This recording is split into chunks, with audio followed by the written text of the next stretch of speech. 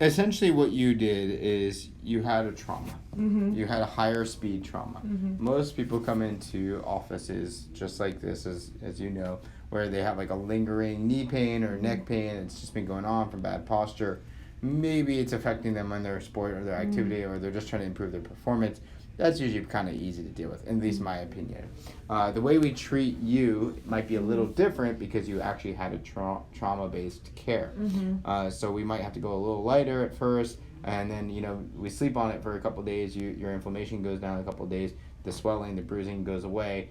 Maybe this quote heals up entirely. Maybe we're left with some lingering pain, and then we treat it again in a different way, which you're probably pretty familiar with.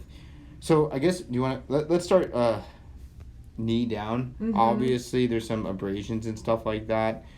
I do think you have a little bit of strain or sprain onto the knee cap itself. Yeah. Like so the knee joint itself. I'm not gonna mess around with it because there's abrasions there, but I did test the fibular head, and I was kind of pulling this forward and backwards and to see if that moved. It did not move very well. It should move well. It should also move up and down a little bit nicely. It did not move, and it created a lot of localized tenderness, and then even radiated through the knee. Yeah, exactly. Which also makes sense why you're probably shifting away from that side during your walking phase, because you can't do this, and then all the pain or pressure that has to go through this knee is not occurring.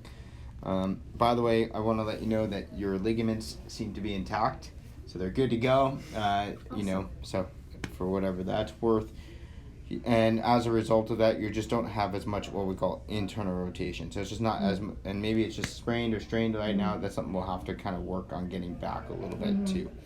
As we kind of go up in the hip, I didn't see anything like true hip pain that popped up, so that's pretty good. But you definitely had a good amount of tenderness within the L4 and L3 region, which is really these two regions. Not as much as the L5, surprisingly. But when I lifted your legs, when I did hamstring contraction, which is also, by the way, the hamstring attaches to the back of that fibula. So if we kind of look back here, here's the biceps femoris, and so look at where it attaches to, right at the back of the. So when I had you kind of pull down, you're like, I feel it down here. Also, I do think you have a little bit of the inflammation and stuff like that. I believe there's some neural irritation. So when I say neural irritation, we're talking about the common peroneal nerve that kind of comes down and shoots pain down onto this side. Yeah, here, right? Yes. It usually will do this. If it's truly irritated from like a disc or anything like that, it'll come down this direction. That's what this is, but... Yeah, it'll do that. When it comes to your straight leg raise or just raising that leg straight up, you did have a little bit of nerve irritation to the sciatic nerve and what we call the tibial portion of that division, not as much of the peroneal. That's when I went like this and this and did all that weird stuff, and you're like, hey, that's a good stretch on here. But here you felt a little bit of that increased sensation there. So there is a little bit of that nerve irritation that goes down and into the foot. There could be a little bit of an irritation at the sural nerve here. I did check that, but it just seems like there might be, again, you got to remember that these are all branches. It's like highway of a highway of a highway. So we have the tibial division, and then right off the tibial division, I did check the sural. It didn't come up positive, but I bet you if I strained it hard enough, I bet you I can make that happen. I just don't think that it was worth working on it that hard. So if I had to guess, it's definitely a tibial division. It's just,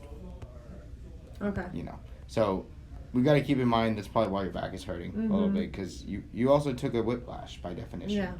You kind of landed and did that. So your right neck was definitely a little inflamed. A lot of times people will have strain of the cervical musculature on that right side as well, which is definitely what you're having. I checked for any disc herniations or compressions. Nothing popped up out of that. Sometimes we'll see a little bit of nerve irritation of the dorsal scapular nerve, which is a direct branch off the C5 in this direction, which will like go down to that area. So there'll be some things that will definitely work through that area. This side, I believe, in my opinion, I can go a little harder up in this area for you, because it's not as like trauma based. It's more just like a little whiplash. But I do think that we should mind our touch and our feel and see how you progress. Here's a good thing and a bad thing. The good thing is, it's a new injury. The bad thing is it's so new that like we don't know if we're gonna have a lot of rehab protocols for you at this point in time, because the development of the issues may actually subside very quickly, right? Which is a good thing. Yeah. You know, so we don't really know. So I may not give you as much rehab for the spine yet, for the lower back and the pelvis, and or for the knee. I'll probably give you something more for the neck right now. Doesn't mean I don't want to give it to you. Yeah. It just means I think that like we need to let it calm down a little bit before we go there. Hey, Ian. That makes sense. So, does this all make sense here? It does. Yeah. Okay. Do you have any questions on any of that?